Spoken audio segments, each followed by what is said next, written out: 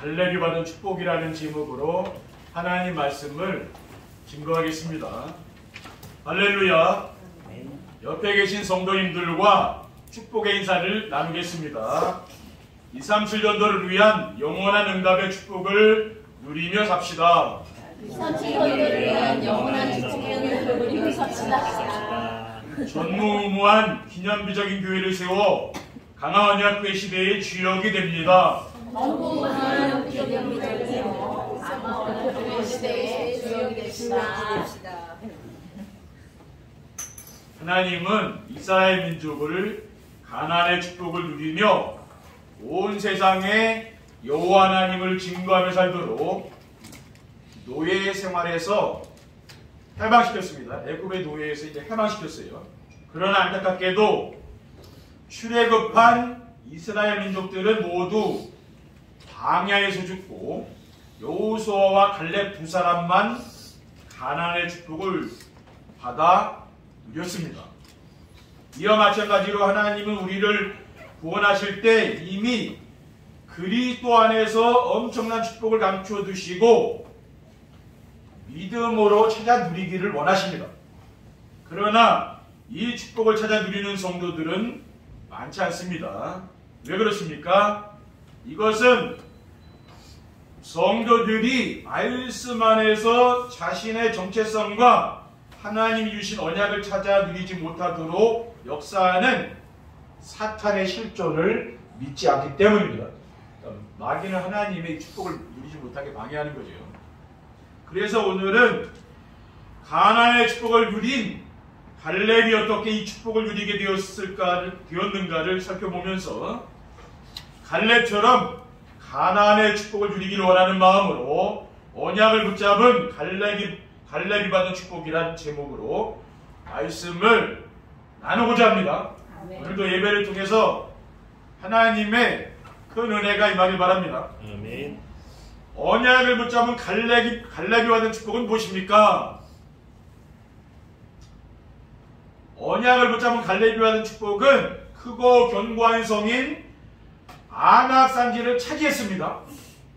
크고 견고한 성인 안악산지는 어떤 곳입니까? 오늘 본문에 안악산지가 나오잖아요.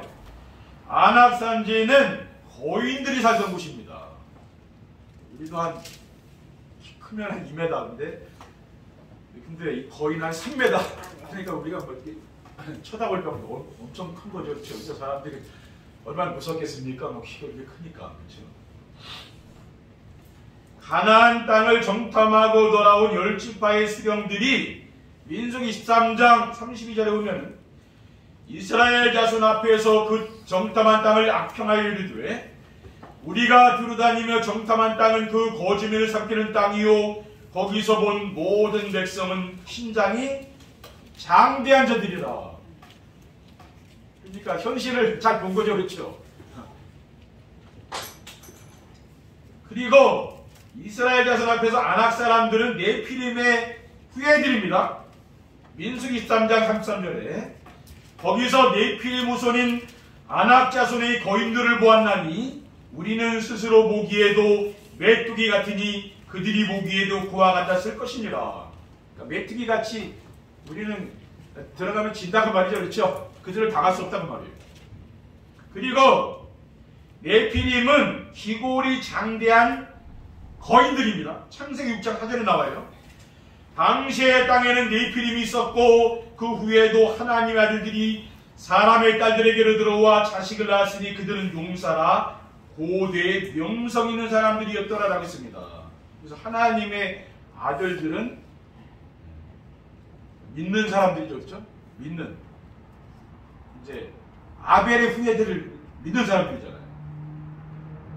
근데 이제 이렇게 안 믿는 사람들, 이런 사람의 딸들은 안 믿는 사람들하고 결혼한 거죠. 그렇죠? 가인의 후예들은 안 믿었잖아요. 그래서 나온 게 누구냐면 그 네피림이라. 그게 이제 거인이 나오고 있어요. 여호수아 14장 15절에 헤브론의 옛 이름은 기럇 아르바라. 아르바는 아낙 사람 가운데에서 가장 큰 사람이었더라. 그러니까 이 아낙 사람 가장 큰 거인. 왜 이 이 명칭을 썼겠습니까? 기랍 아르바라는 그 사람이 엄청 힘이 세기 때문에 그 장사라고 하네요. 그러니까 그 지역을 완전히 이 사람이 다스리고 있는 사람이라고 합니다. 힘센 사람이 옛날에 세상을 다스렸잖아요. 그렇죠? 둘째, 헤브론 땅을 그의 후손이 차지했습니다. 헤브론 땅은 어떤 지역입니까? 헤브론 땅은 아브라함과 이삭이 살았던 땅입니다.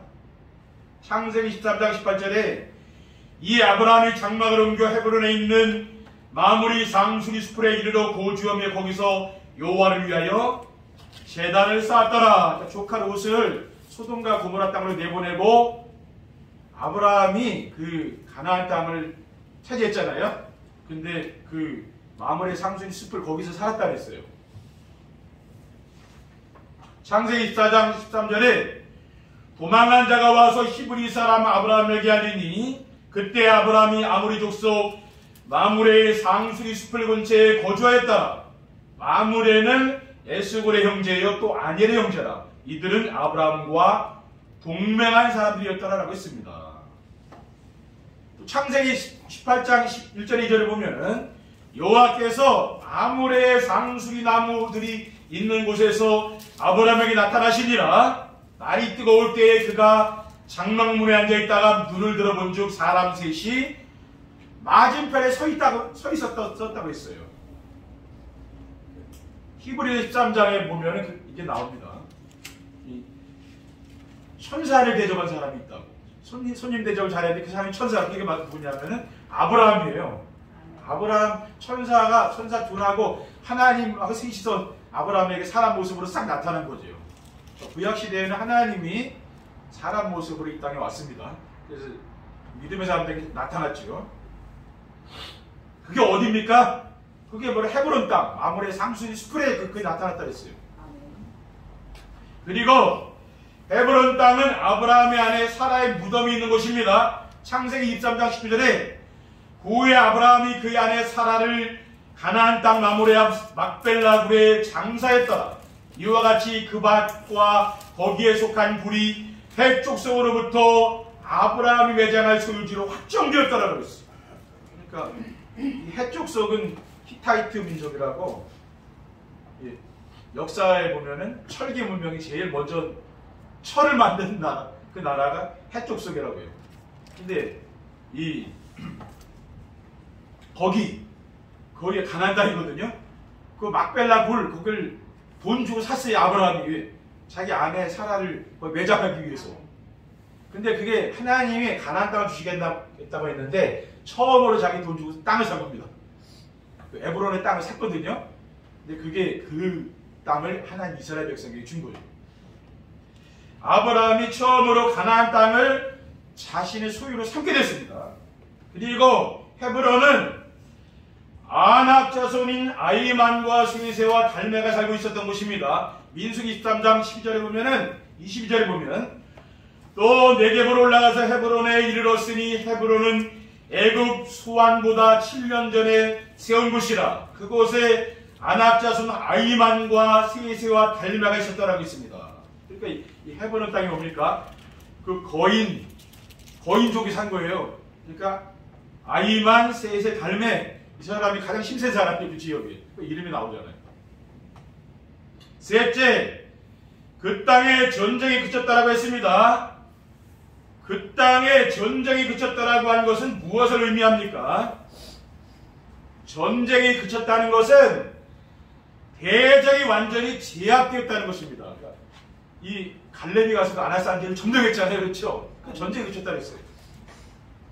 오늘 본문 15절에 그리고 그 땅에 전쟁이 그쳤다라고 했습니다. 그리고 전쟁이 그쳤다는 것은 갈등이 없고 평화롭게 되었다는 것이에요.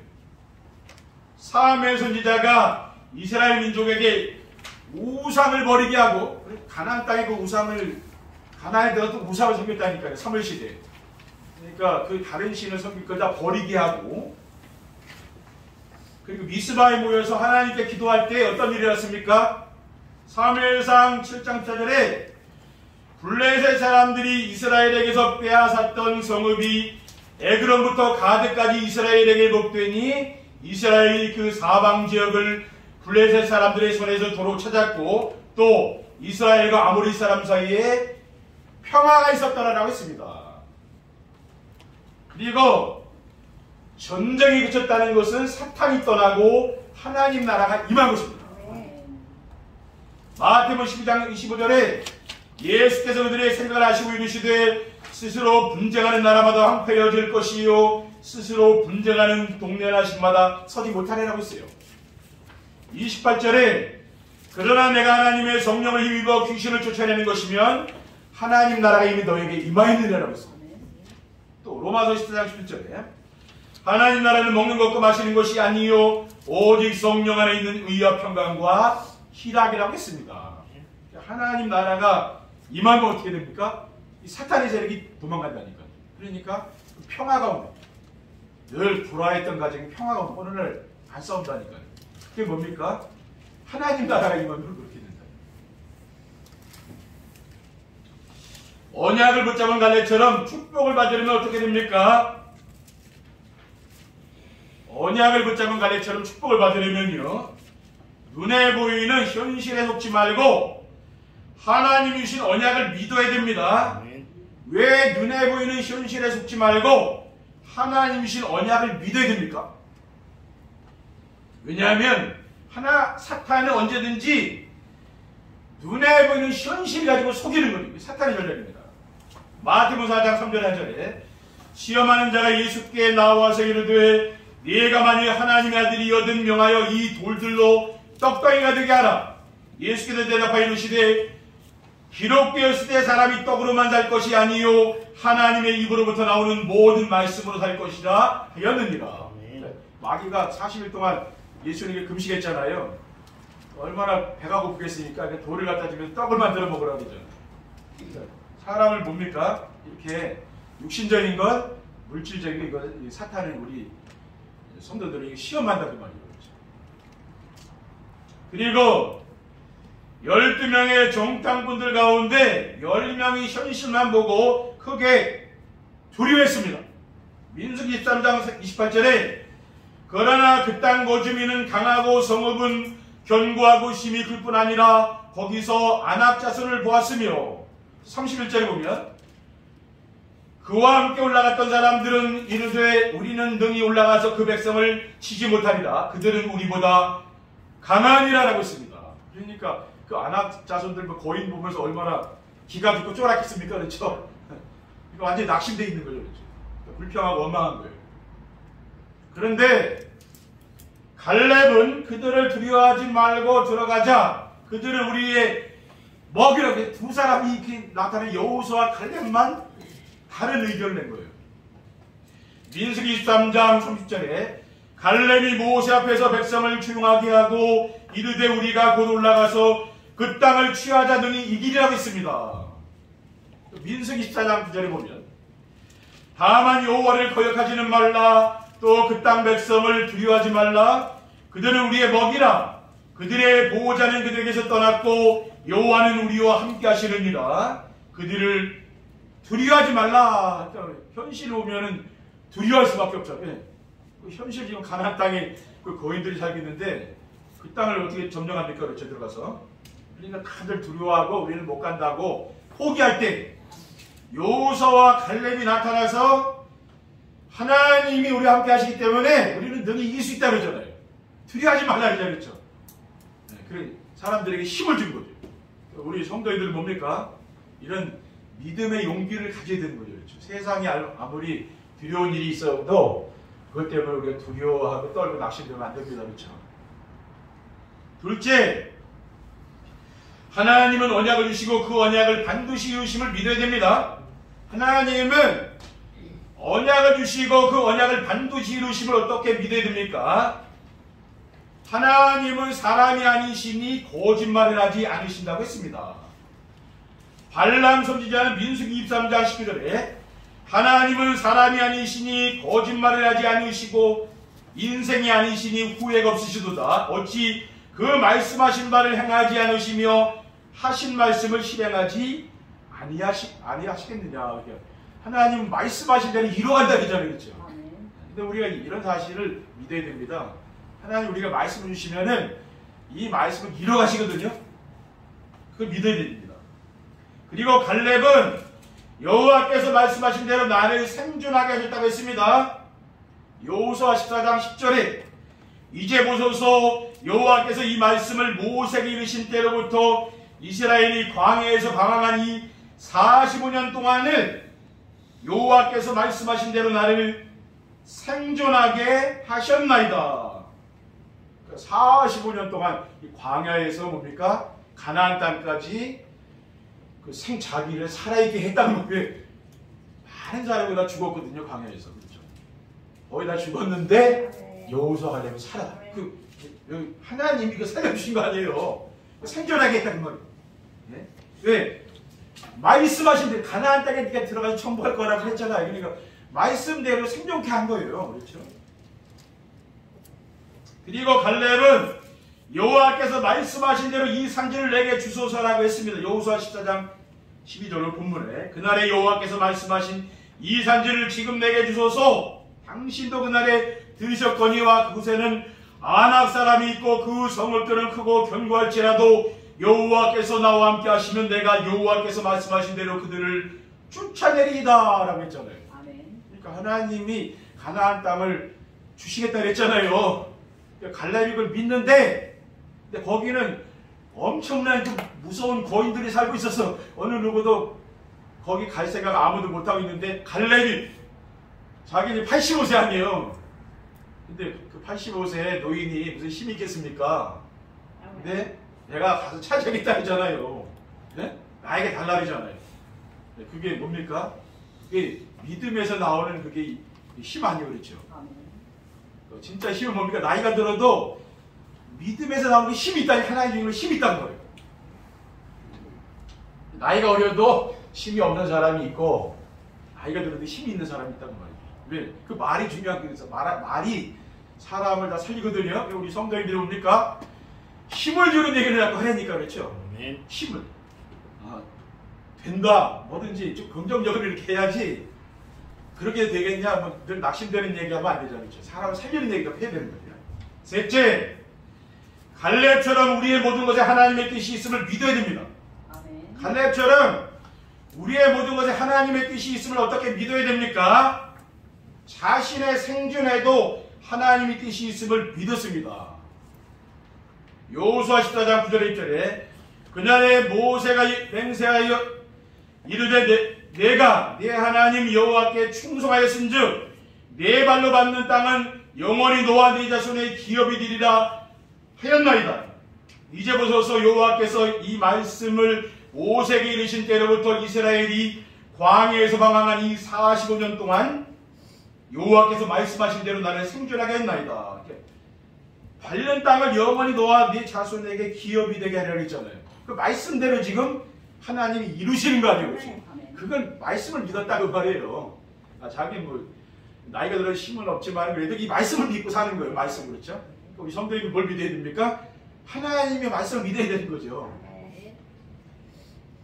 그리고 자신의 건강에도 하나님의 뜻이 있음을 믿었습니다. 여호수아 14장 11절에 오늘 내가 85세로 돼 모세가 나를 보내던 날과 같이 오늘도 내가 여전히 강건하니 내 힘이 그때나 지금이나 같아서 출입에 감당할 수 있으니라고 했어요. 그러니까 40세하고 85세하고 어떻게 같겠습니까? 힘이. 그렇죠. 근데 자기가 똑같다 그러잖아요. 그러니까 건강, 하나님이 우리 성도님들 건강 주신 것 하나님 뜻이 있지 않겠습니까? 그렇죠. 그걸 찾아야 됩니다. 그리고 하나님이 함께 하시면 못할 일이 없음을 믿었습니다. 여호수아 14장 12절에 그날에 여호와께서 말씀하신 이 산지를 지금 내게 주소서. 당신도 그날에 들으셨거니와 그곳에는 아낙 사람이 있고 그 성읍들은 크고 견고할지라도 여호와께서 나와 함께 하시면 내가 여호와께서 말씀하신 대로 그들을 쫓아내리이다라고 했어요. 그러니까 뭡니까?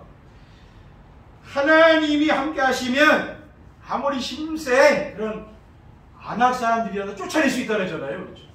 그게 바로 그 믿음에서 나오는 그게 말하자면 용기거든요. 그런 그 힘이, 이 성도님들 그 힘이 있어야 된다는 거예요.